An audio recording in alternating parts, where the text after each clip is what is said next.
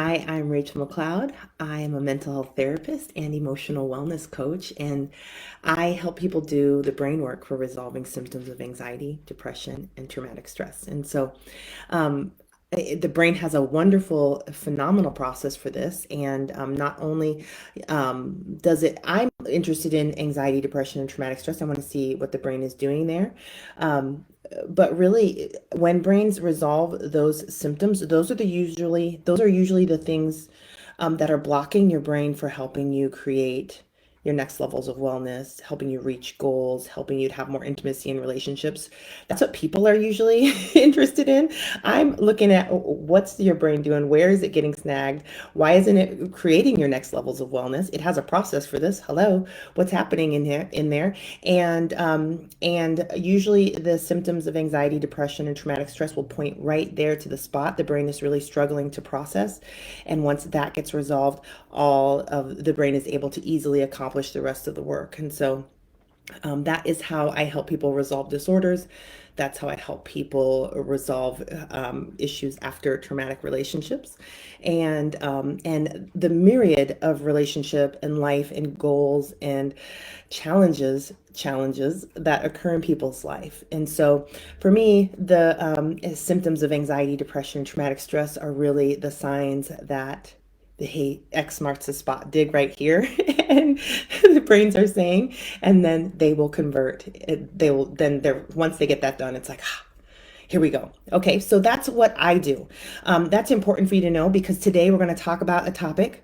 The title is After Leaving a Traumatic Relationship, How to Not Hate Everyone the Same Gender as Your Ex. And this topic came about because somebody on my YouTube channel was like, hey, can you create a video specifically for women who are leaving traumatic relationships with men? And so that so about how to not hate all men. And I thought this was brilliant and wonderful. And because I work with all genders of people, I know that this is not just specific to women. And this is a brain function challenge, and it's really a cool one. I mean, and not that if you have the problem, it's not cool. But over here, if you're a techie that resolves these problems, this is a really cool one. So I'm going to nerd out pretty hard today in this. I have a diagram already started. I even had to stop filling it in because I'm like, you will not follow me if I fill it in before you get to fill it in with me. So, um, so that's where I am here. We're going full nerd mode, but I'm going to I'm going to set it up. Okay. So, the first thing I'm going to talk about here is that, in here, after a traumatic relationship of any kind, um, what has to happen is your brain has to process all of that, figure out what the heck happened, and then adjust to create healthy ways of being in the world. New, better, like your brain doesn't want this to happen again any more than you do. But your brain and your mind body system has a process they need to go through to do this. It's one thing for you to say up here in your prefrontal cortex, I don't want that to happen again. It's another thing for your body to know how to not make that happen again, and for your subconscious mind to know how to not make that happen again. If you decide that this isn't going to happen again, but your subconscious programming doesn't do anything but make that happen again, you don't beat your brain, you don't beat your subconscious programming, and you don't beat your body. You don't get the goal dragging these two parts of you around. So we really want to walk them through their process of getting on the same page like they want to, of I don't want this to happen ever again. Um, Now, with healthy processing, if your brain is able to take all of this and process it, you get growth, you get adaptability, you get flexibility, you get accuracy. If your brain can't process it, you don't. I'm going to talk about what that looks like because I want you to have signs. I want you to say, oh, my brain is processing this. My brain is not processing that. Okay, this one's stuck in the process. How do I get this one processing? I want you to be able to look at this like this. This is how I look at things. Um, and so we want it to process. Now, with relationship trauma, we know that already the material your brain has to process is traumatic. That means it's painful. That means because of the design of our system, highly going to have hard it's highly likely that your brain is going to have a difficult time processing this. It's actually going to try to get away from it. Just like we like to avoid things out here on the outside that cause distress, the internal world does that as well, even if it's our own emotional navigation system. Even though it's something safe, hey, sadness and grief are coming through, the system is like, that's pain, can't come through here, and so it will repress and kick that out, which delays the processing process. It delays your own ability to get growth and adaptability and flexibility and growth and maturation and mastery, and getting you closer and closer and into the relationship that you want, which is what your brain's designed to do. But how everything works, if it can't process the pain pieces of this, it can only process the positive. It probably already had that. Uh, and that's not how brains make health and wellness. Brains take both the positive and the negative, the good and the bad, the light and the dark, the all the things, and it brings them together and to understand the world accurately. And then from that place, it makes health and wellness. If you only have one aspect, your brain will not be able to make health and wellness, and adaptability in a various number of places. And if you only have the negative, it can't make health and wellness either. They need to both come together. Um, but because traumatic relationships are difficult for brains to process, it's likely that people struggle here. You know that I help people run the processing process. I help people shift their brain out of rejecting the material that needs to get processed and into accepting and running that material through all parts of the brain. And the brain, so gosh, I'm going to have to say this here, even though I've said it in thousands of videos. Um, while pain is moving through the system, there's a part of the brain that needs to receive messages of safety at the same time that that stuff is running through that, and that signals, oh, okay, it's all right to process this. Without those signals of safety going to that part of the brain, the brain does not know it's safe to process them, and it will kick it out. People that have childhood experiences where this part of the brain is being fed and talked to while painful situations are going, they're not very, their brain's pretty good at processing pain. And so they'll have painful traumatic experiences, and they'll pretty much work it out. People who have complex childhood trauma have not had enough of that part of the brain being communicated with. Hey, we're safe, we're safe, we're safe. They don't have a relationship with emotional, situational pain that ends well for them to trust this, and to for their system to let that stuff process. They'll use their old coping strategies of get away from it. The part of the brain that needs that communication is the survival system, or the limbic system in the brain, and it needs that communication in its language. That part of the brain does not care about words for the most part. It doesn't care about logic. It doesn't care about reasoning. It doesn't, you can't logic or reason with this part of the brain. You can't say, hey, 1,000 times it's been fine, this one time it wasn't. Hey, come on. It doesn't care. That's not its language. You are speaking alien to it, and so you're not getting any results. But this part is listening to the body. So if you use the body to send the signals of safety, then this part will shift and allow all this stuff to process. And now we're retraining and reprogramming that, and we're getting growth and health and wellness, and the whole brain is listening like, oh my gosh, this thing works, and look at what we can do with this. And there's a new relationship building with processing trauma. Okay, I think we're caught up. um, so signs that you're not processing a traumatic relationship once you've left. Um, you will notice that your thoughts are inaccurate or distorted. I'm going to talk about those in just a moment. I'm going to lay out cognitive distortions. We're going to do that. Um, Another sign that you're not processing is that you're not adapting. You're not being adaptive. That means you're going to do the same things over and over again. And you might have the awareness that you're not going to get a different result. And you might have the awareness that you're hoping for a different result, right? Right? Doing the same things, getting the same result. hoping for a different result. That is a sign that processing is not occurring. Brains do not do that if they are getting the information from the senses and the emotions. If they're blocking the information, they will do the same thing over and over and over again, right? And we want to prevent this. If you've come out of a traumatic relationship, we don't want you going back into a traumatic relationship, and we need your brain to process so that it doesn't do that. You'll find that your brain is not flexible. That means that you'll know you're not your brain is not flexible, but your thoughts around the situation are not flexible. You're not flexible. That you'll find that you're either rigid or chaotic. Instead of that healthy in the middle flexibility, it's just rigidity. I hate all men. I hate all women. I hate all people.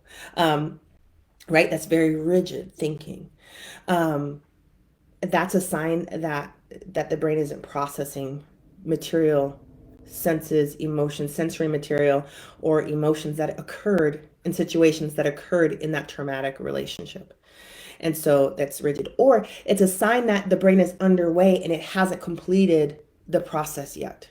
It's like, I don't know, we're processing this, but for right now, our best strategy is be rigid, right? That we're in process or we are not processing. One of those two things is happening there. We'll also notice chaos. Well, I don't know what to do, so I'm going to let it all happen. I'm just going to be passive, right? This is a sign that the brain doesn't know what to do. It can't process the information to create accurate ways of being. And so we'll have that chaos that takes place. Um, and we'll have the absence of growth. If we're not processing after a traumatic relationship, we'll have the absence of growth, which it could be stagnant. You could be feeling symptoms of like that feeling of being stuck. But you'll also might notice things like shrinking back, withdrawing, and isolating or hiding. Um, None of these things are wrong. They're just signs of where we're at in the process, in processing this traumatic experience. This is someplace that, of course, if we get wounded, animals, when they get wounded, they go and they withdraw. They go to a safe place, a cave or someplace safe where they know they can heal. Humans do that too, but we don't always heal. We're not as simple as animals. Just give us a little time, a safe place, and we'll heal. No, not necessarily. We actually need to have a safe place. And we need to be that part of the brain receiving messages of safety. um, and so, you know what? I'm going to recommend the video because there's ways to send messages. I teach 4 interventions for this that my clients use, and it works to feed that part of the brain information, the information that I'm safe. We're safe now, and the brain responds fast, so we can get rid of symptoms really quickly by helping the brain process. But I'm gonna recommend a video in the comments called how to get out of survival mode. And survival mode is that part of the brain blocking us. And so anyway, I'm going to include that there so you can take a deeper dive in that. But if you've got these symptoms going on, you're in the ballpark of processing. Okay. Um, so here we go. I'm going to introduce my diagram. Okay. Let's see if you can see it. It's on the screen. Right. I'm going to read it here a little bit. Over here is unprocessed, like, you just had a traumatic experience, you came out of a traumatic relationship, and all the experiences and emotions are mostly unresolved. So they're unprocessed. And that means that you have a high level of emotional and sensory content regarding the relationship, the traumatic experience showing up in your life at this point. And you've got a lot of unconscious incompetence going on. You're like, whoa, we messed that up. And it's actually becoming conscious. And that's really what I'm going to add in this one. So over here, I'm going to add, it's becoming conscious. Conscious incompetence. Okay. I don't think I spelled that wrong, right? Okay. You are entering a time when all your unconscious incompetences, the way that you were not competent in the relationship. Maybe you didn't speak up for yourself. Maybe you believe things you shouldn't believe. Maybe you didn't see the red flags, right? Your brain is like, whoa, look, we don't even know this stuff. We're incompetent. Um, our brain is always delivering us this information. It's really important. We and there is a infinite number of things that we are not even aware that we're incompetent of. Those are things outside of our comfort zone. We have not mastered them. We haven't even conceived of them, right? All you have to do is change fields at your work and you realize, whoa, there's so much I don't know, right? Everywhere you go that you haven't been is a field mine of unconscious incompetence, ways that you're not competent, moving into conscious competent incompetence. It's tough, man, all these words. Okay. This is a spot where mental health can really go bad. This is a spot I'm training my clients on all the time, is that place right where you're becoming aware that you are incompetent. Um, and here, this is where we can really start blocking our the process. We'll have so much distress. This thing turns into spirals. This thing turns into self-hatred. This thing turns into a gook of mess. And self-hatred, um, uh, anger, rage, frustration, massive amounts of grief, and high emotional and sensory content about everything we're doing. Um, this right here is just really important to be processing. The more you process this, the better you get at this. We want your brain to turn around and look at, oh, maybe you're replaying situations in the relationship. And they all hold the clue of what you're incompetent with. And I can't believe I let him get away with that. And I can't believe I let her say that to me. And, you're just replaying, relooping, looping. That means that stuff is stuck in this process. You're not getting the information from it and healing and growing. Okay, I need to rewind this because, I'm in full nerd mode and I'm not necessarily thinking humans are digesting this. Okay, so I wanted to say that here, emotional and sensory contact, the higher this is in the beginning, this is the stuff that needs to get processed and it needs to move over here to this end where it's fully processed. The emotions and situations are fully processed and we have developed unconscious competence. That means we are competent. We can stand up for ourselves. We can say what we need to say. We can stay centered. We can stay grounded at an unconscious level. This is high quality stuff. This is where we want to get to. If we allow our brain and support our brain to go through this process, even though this was massively traumatic, we're going to get a ton of growth. We're going to know ourselves better. We're going to heal. We're going to grow. We're going to do all the things. And we're not going to just hate everyone, the gender of our of our part of our ex. Um, okay, I talked earlier about when this emotional and sensory stuff is high, this is an early sign of processing. We are not nearly full and nearly through the process. We're over here in the beginning. And so when we're over here, we're going to find things like distortions. We're going to find things inaccurate. Okay. Oh man, I was printing something because I got other things to show you. Okay. There is a list, and my graphic designer is making me one now to print out to like make available. But to simplify this for you, so you don't have to go searching all over, but you can absolutely search the internet for this. You'll find tons of PDFs. There are a list of cognitive distortions. These are distorted ways of thinking, distorted ways of looking at things. These are native to the human brain. If our brain cannot process stuff and it gets stuck in processing, it will have to use whatever it can create from there, right? And so if stuff is full of emotional content, because the brain hasn't pulled out the emotion, which is information and energy, to use it to process and understand what happened, that means all of our reasoning and logic will be full of emotional reasoning. And so we'll see all these distortions.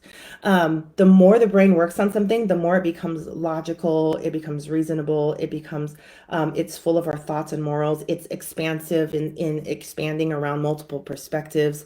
Um, and it's really high quality stuff. Like, for instance, if you are coming out of this situation, you hate your partner, you hate your ex, and you hate everyone that even reminds you of him or her, that means you have a high content of emotion called hate in your situation.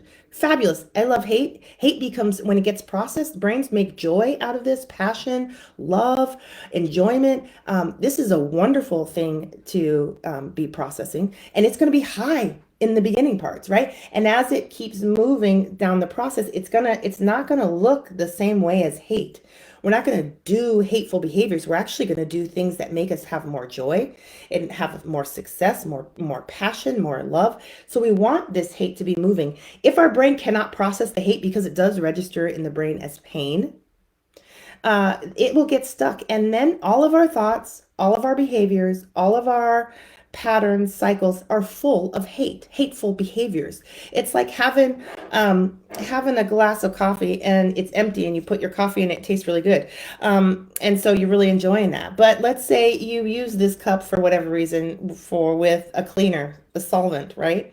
Something yucky in there, and then it's almost gone. You get it almost out, but whatever's remaining, you also put your coffee in there. You're gonna drink on this. It's gonna be bad. You're gonna spill it. You're gonna do all these things. You're gonna be mad. You're gonna be hurt. Your body is not gonna be well, right? And so we really want to kind of clean the cup of all the stuff.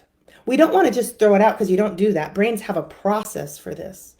They process emotional material, and it's for our growth. It always, all these emotions are information for us. That's what it is, the food, the raw material our brain will use to build our dream life, right? However, what happens, these emotions are tricky because if they don't get processed, they stay stuck. And then that's what we're living with. We're living with these things that are harmful, right?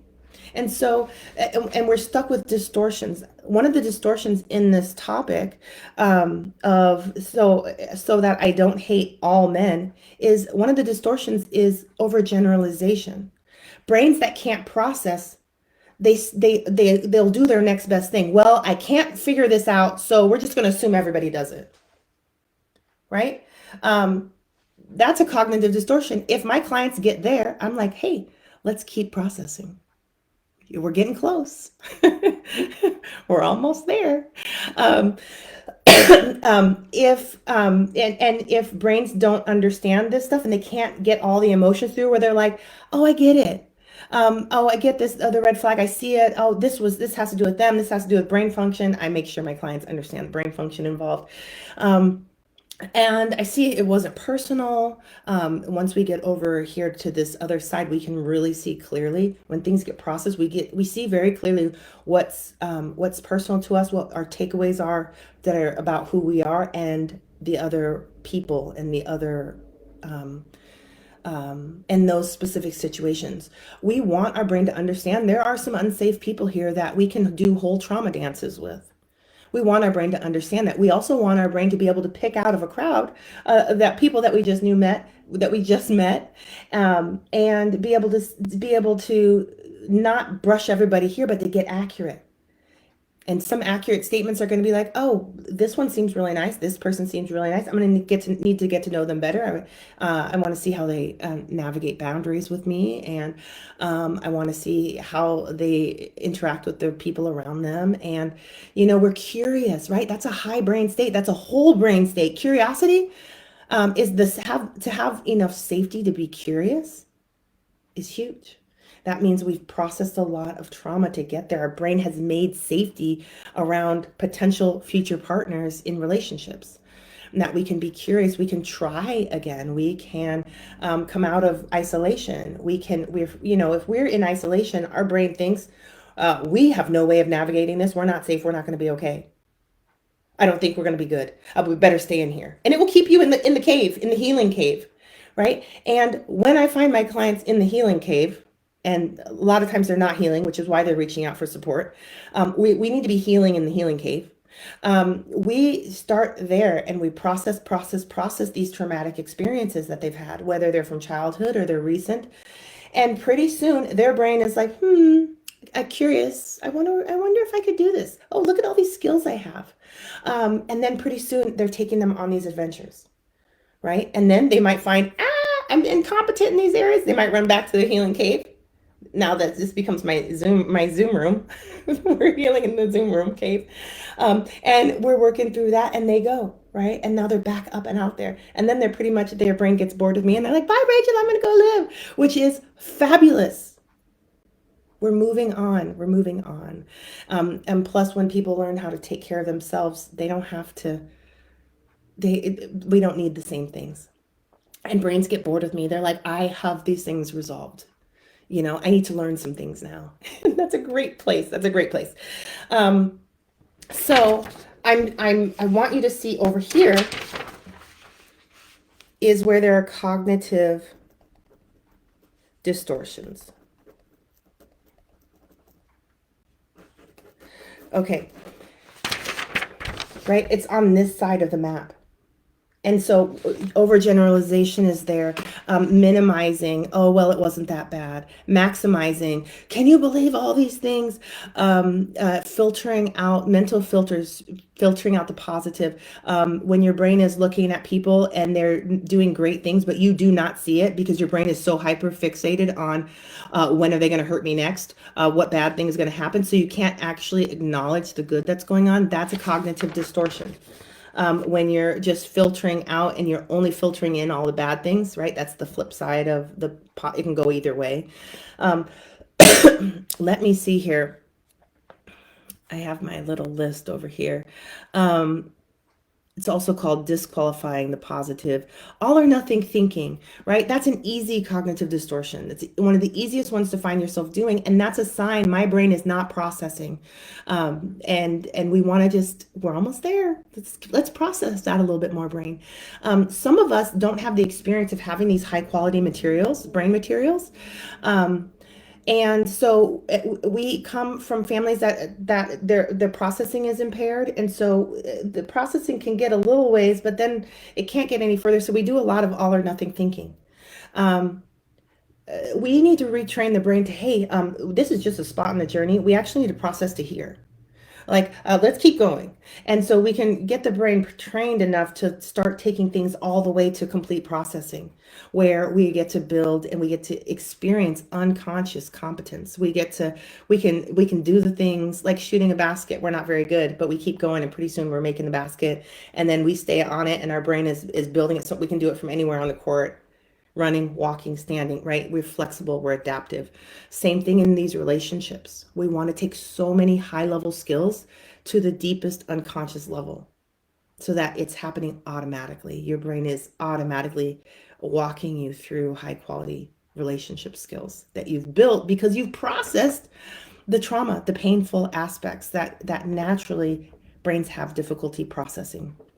So if we're over here seeing cognitive distortions, we're still in process. So as these things resolve, our brain will get it will have all the grays. There's black and white thinking, either or. We need to see the brain make all the grays, and then we need to see it pick an accurate place to hang out. And oh, for this one I do this, and for this one I do that. When we do all or nothing, well, like this, I hate all men, where it's like nothing land. Where it's just right here. I'm standing right. It's where you're going to find me. There's not a lot of flexibility. There's not a lot of adaptability. There's not a lot of movement, right? There's not, it's like using the same tool for all the projects. It's like, I'm going to build a house, but I'm going to only use a hammer. It's not going to be a great house. We need to be adapting to the situation. And if our brain hasn't processed the trauma, there is no adapting. There's just, this is where I'm going to hang out. This is where I feel the safest. I know it's not fabulous. I know it's ruining lots of things, but we're surviving, aren't we? So I'm just going to keep hanging out right here. This is really where we want to walk the brain through its process of integrating more things. I want to use a simple example. I had a client once who came to me because after a car accident, a traumatic experience, they couldn't passenger at all, and they'd find themselves at the, holding on to the car, right? So it's causing distress in their relationship. And so, because the driver's like, you don't trust me? And no, I don't trust anyone right now, right? They're inflexible, rigid, right? And in order to get the relaxation, the system, that person's brain had to understand, am I safe here or not? I could have tried to convince them, like, oh, you're safe, this, blah, blah, blah, blah. They're not, nobody's safe anywhere, really. I mean, it is what it is. So, but what we needed to do was help the brain process the accident. One session, they're back, they're good. Their brain was able to process what happened so it could understand it, and then it could create adaptive, flexible, healthy ways of being and accurate ways of being in the passenger's car, and have an upgrade. They now tell their partner, hey, that car is they're stopping. They can gently say that, as opposed to over nothing, right? They're not accurate. And so our brains really understand that these things that happen, while they're painful and they can cause flashbacks and distress and panic attacks and all these things, those are all signs that the brain really needs to process that material. In our relationships, if we're jumpy, if we're afraid, if we're finding ourselves super defensive, if we're finding that we're hiding information, we're um, uh, going outside of the relationship bounds, we're doing all these things, those are signs that things are not processing, that stuff from your childhood is not processing, stuff from the relationship times, something somewhere is not processing. And the simple answer, the one that gives you the most growth, the most flexibility, the most adaptability, the most mastery in life, the most health, is to process. It opens all the doors. You need your brain to figure this out for you. If it can't process what happened, it cannot figure it out for you. And you end up with distortions, and you end up hating everybody, all the men, all the women. And so if you have hate, really process it. That's really it. Make sure that hatred gets processed. Make sure all the suspicion and the paranoia and the fear and the worry gets processed. All that stuff is really great brain work. It's just not processing, so it's on repeat and it's in your face. It's supposed to be in the background. It's supposed to be flowing. And so we need to teach and support our brain to do that, because sometimes it just can't. So thank you for nerding out with me. I totally took this topic as an opportunity to nerd out. I'm going to also put in a couple of videos for you to dive deep in this and see. I have a video called Four Levels of Competence, and it's where I explain conscious competence. I go through all four of them that I'm not going to name right now because I'm going to get them all messed up. I'm going to include that here in the notes, in the comment section. Also, I want to invite you to try out and use my, let me teach you 3 of my favorite interventions for processing to support your brain to process. I have a free program on this. It's in the description part of this. You can click on that, sign in, and you get access right away to 3 videos that teach you 3 of my favorite interventions. Likely, if you're like any of my clients, one of these is going to work for your brain. I have hundreds. I might have said thousands, but I have hundreds of interventions. I've tried tons of them with tons of different people, and these are the ones that are most consistent and that work for a broad spectrum of clients. And so it's likely that one of these will help your brain with the processing. And so if you hate all men right now, or if you hate all women, great experiment. Enroll in that program, try out some of these things, and use it while you're focus on the hatred of all the people, and use this intervention and see what happens with that emotion. See what it turns into. You tell me what your brain does with hatred, right? It's a raw material that just needs to get processed, and your brain will make things out of it. If you have been following me for a while and have been waiting for the right time to enroll in my full program, Inner World Transformation, which is really where I help people resolve symptoms of anxiety, depression, traumatic stress, but really I teach you how to look for those and to resolve those. But really, it helps people do major projects in their life, overcome emotional eating, heal from traumatic relationships, break through to their next, end self-sabotage, get to actually realize their goals. I use this for many, many things because it's the brain work for all these things. It's so that your brain can. If your brain isn't doing that, if you're stuck, if you're not moving forward, it's actually because your brain cannot help you get where you want to go. And it's as miserable about that as you are. And so we really want this is a program I developed to really help the brain, really the strategies, the exercises for that. So I invite you to enroll today. Get started. You can learn more about that using the link there, or go to my website, and it'll talk about an online course. That's the one. And Yeah, and it's fabulous. It's the one I use to walk my clients through resolving anxiety, depression, and trauma disorders, as well as my coaching clients to reach their dreams, unblock themselves from self-sabotage cycles, things like that. So this is the same program. I just wanted to make it available to other people, because I know that not a lot of therapists do this kind of work, this kind of brain work, and some people need to do their work on their own, or at least have a guide and let them work between sessions. So, all right. Having said that, I'm going to read Alex Josh's comment. This is a courage path of healing, growth, and mastery. I'm grateful that you have highly developed skills in these areas. You're a wonderful resource. Thank you. Oh, thank you. I appreciate that. Um, yeah. This is my job. Get people's brain working, and especially because I needed this job, get my brain working, and I still put my brain to work on projects. So I don't put my brain to work; it wants to be working. I support my brain in these projects, so that are my life. So it works for me, and it's worked for many, many, many of my clients. So thanks for connecting. See you soon.